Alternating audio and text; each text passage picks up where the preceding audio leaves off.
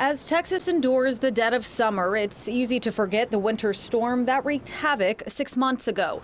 But for residents of the South Austin apartment, they have a constant reminder. Yesterday, we started getting calls for them trying to figure out what day to move us. Keisha Prince is one of 41 being asked to leave temporarily due to the discovery of mold months later. She also dealt with flooding and says initial repairs to her unit were done poorly and have to be completely redone. This is a hot mess. We're tired of the hot mess. Residents say any repairs at all have been hard to come by. They say that their stuff is not from the storm. It's from previous damage and neglect.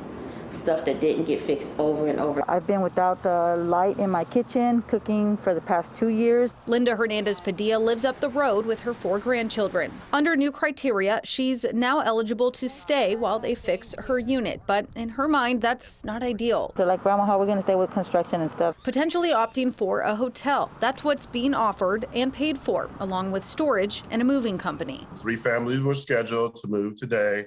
And then subsequently 3 families each day until it looks like the 10th of August. That's according to Patrick Howard. His county corporation oversees the property, and he admitted some oversight in logistics initially, but now says they're doing their best to meet residents' needs. We have every intention of ensuring that folks are being accommodated in a way that's appropriate and that would at least meet, their minimum standards. Howard says they started the process Saturday, though some residents were under the impression that they had to be out by Saturday. That's what he says, but that's not what the office is telling people. Mixed messaging, which residents say has added to the stress and confusion. Not having answers to tell my grandkids what's next, what we're doing, and why we all packed up this way, and and school coming. That's motivated Prince to help keep the community informed, passing out flyers, which earned her a lease violation notice from the complex. I'm here to fight for me and fight for everybody else. Now they've come up with a list of demands that include getting everything fixed,